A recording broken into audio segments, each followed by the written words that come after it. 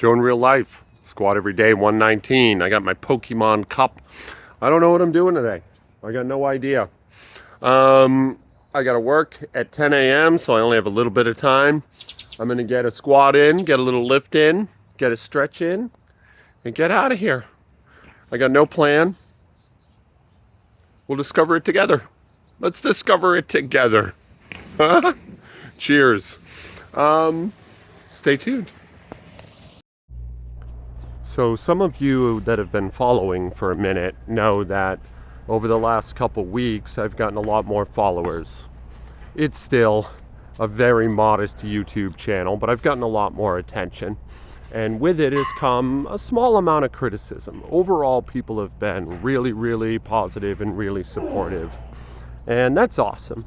And the criticism has also been really helpful. And only a tiny portion of that criticism has been mean-spirited, which I'm totally good with. And I guess I want to tell the story about how I learned how to absorb criticism. When I was in college, a young man, now over 20 years ago, I was a pretty good writer. And I thought I was more than a pretty good writer. I thought I was a great writer. Certainly the best in any writing class that I was in by a comfortable margin. This is my opinion only, you know? But we'd do writing assignments and we'd present them. And my classmates, people I perceived as being nowhere near as good as me, were often very harsh with their criticism. And I would get furious. I would go insane with anger, you know? And my professor at the time, Professor Tony Brinkley, gave me some good advice. You know, he was like, "Why do you get so mad? Why do you get so mad when people say stuff like this about your writing?" And I'd be like, "Man, because my writing's way better than theirs, and they're just trying to tear me down, you know, like to make themselves feel better. And I'm working my ass off." And he was like, "What if you considered the possibility that they might be right?" This made me furious, but I stuffed it down for a second and really thought about it.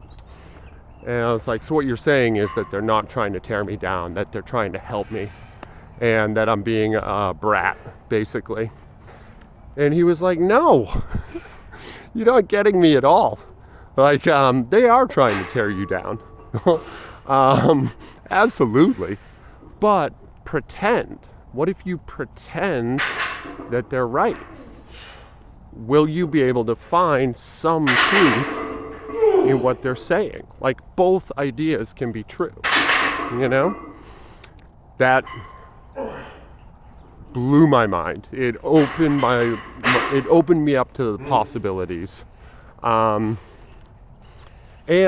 ever since then, now probably 25 years later, that's the attitude I've had. So, long story short, last week somebody picked on my pin squats, and I got a little annoyed, you know? But then I applied the formula, like, is it possible that they're right? And so today I decided to test that possibility.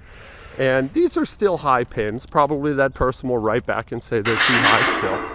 You might be right, you know, but this is meaningfully lower than last time. I'd say 4 or 5 inches lower. And God damn it, you were right. You were right. This, I'm coming to a full stop in the bottom. I worked up to 250, and I definitely felt it a lot more in my legs. Now, in part, when I'm pin squatting, I'm not really doing it for legs. The legs are getting hit, but they're a secondary priority. This is more core and hip stability work.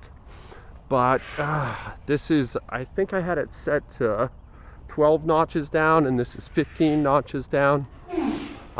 Next week I'll do 16, 17.